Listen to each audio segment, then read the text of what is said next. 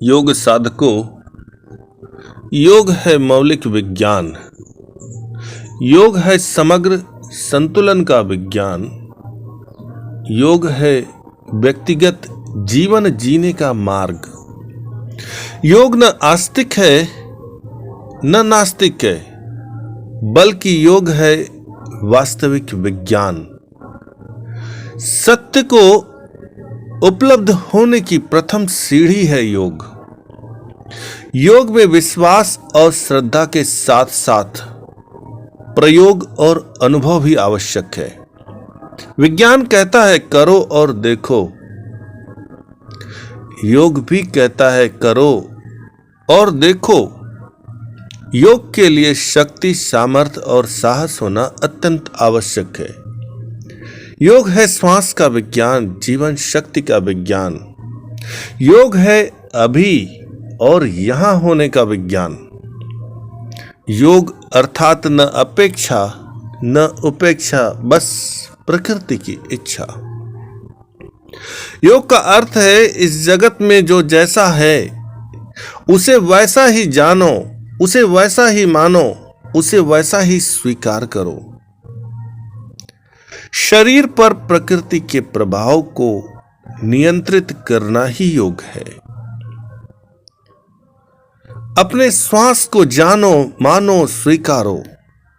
श्वास रुकी, विचार रुका, विचार रुका, होश आया। और महर्षि पतंजलि भी कहते हैं, चित्त की वृत्तियों को रोकना ही योग है। योग यथार्थ और अनुभव पर आधारित है। हम एक गहरी भ्रांति में जीते हैं। अपेक्षा की भ्रांति, बीते हुए कल की भ्रांति, आने वाले भविष्य की भ्रांति, यही हमारे जीवन का सामान्य मार्ग होता है। मनुष्य को जीने के लिए स्वप्न चाहिए, मनुष्य को जीने के लिए भ्रांतियां चाहिए, मनुष्य को जीने के लिए इच्छा चाहिए, मनुष्य को जीने के लिए झूठ का जाल चाहिए। इस तथ्य को जाने बिना योग में प्रवेश संभव नहीं है। मन को गहराई से समझना होगा। बिना नींद के तो जी सकते हैं, लेकिन बिना झूठ के जीना संभव नहीं है। मन वर्तमान क्षण में जीना ही नहीं चाहता। अतीत या भविष्य में कूदने की बीमारी मन को उत्तेजित बनाती रहती है। मन एक नशा है, जो यथार्थ है वही मन के विरुद्ध है। योग में मन को छोड़ना ही पड़ता है। योग का अर्थ है न आशा, न अतीत, न भविष्य, न इच्छा, न रस, न उमंग, न आनंद। योग मन की समाप्ति है।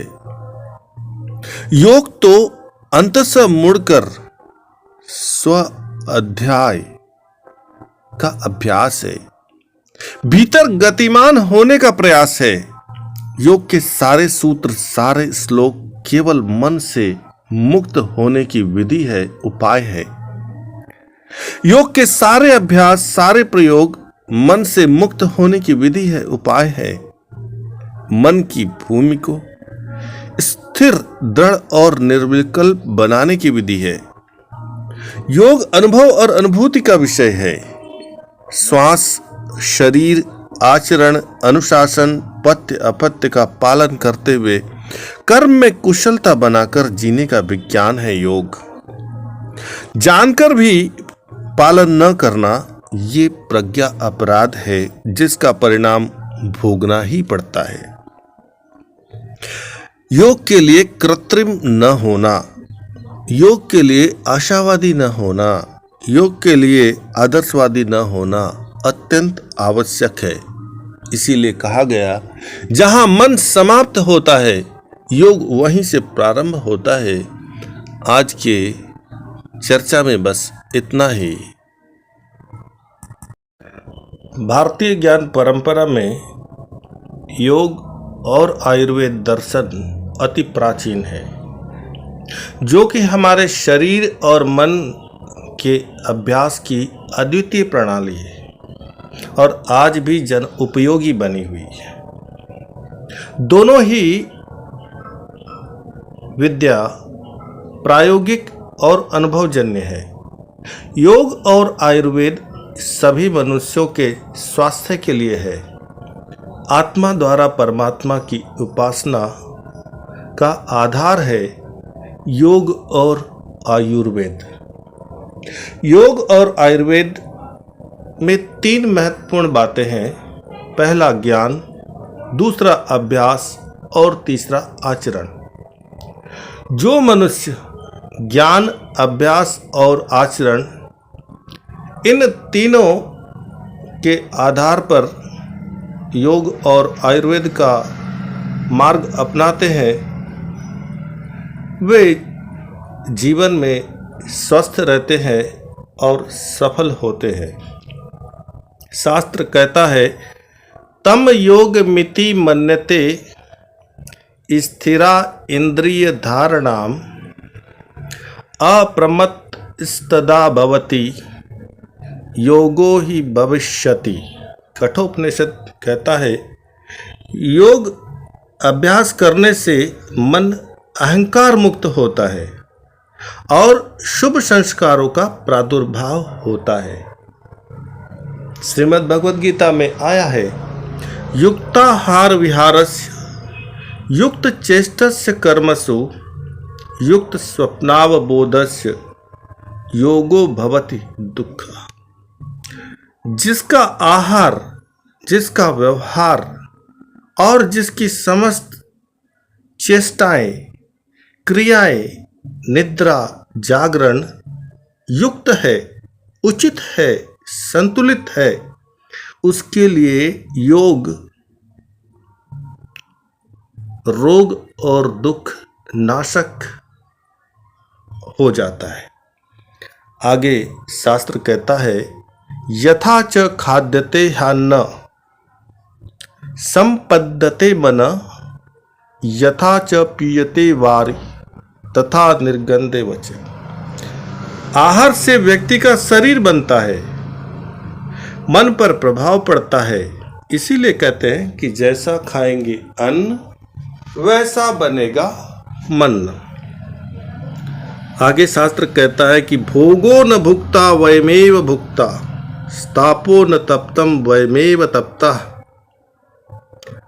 भोग को हम नहीं भोगते, भोग ही हमें भोग लेते हैं।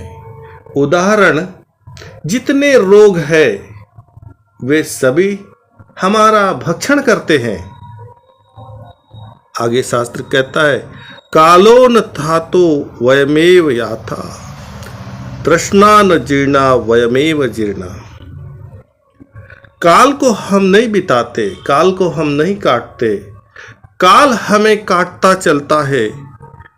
यह सत्य जिस व्यक्ति को, जिस मन को अनुभूत होने लगे, उसका जीवन सफल होने लगता है। इसीलिए कहा गया है कि योग का मार्ग एक सरल मार्ग है, योग का मार्ग सुलभ है, योग का मार्ग जो है सस्ता मार्ग है। लेकिन यह जानकर भी व्यक्ति योग मार्ग पर नहीं चलता, या योग मार्ग पर चलते चलते वह योग के नियमों का पालन नहीं करता है। ऐसे व्यक्ति को स्वयं रोगी और दुखी बना रहता है। आज के लिए बस इतना ही। नमः शिवाय।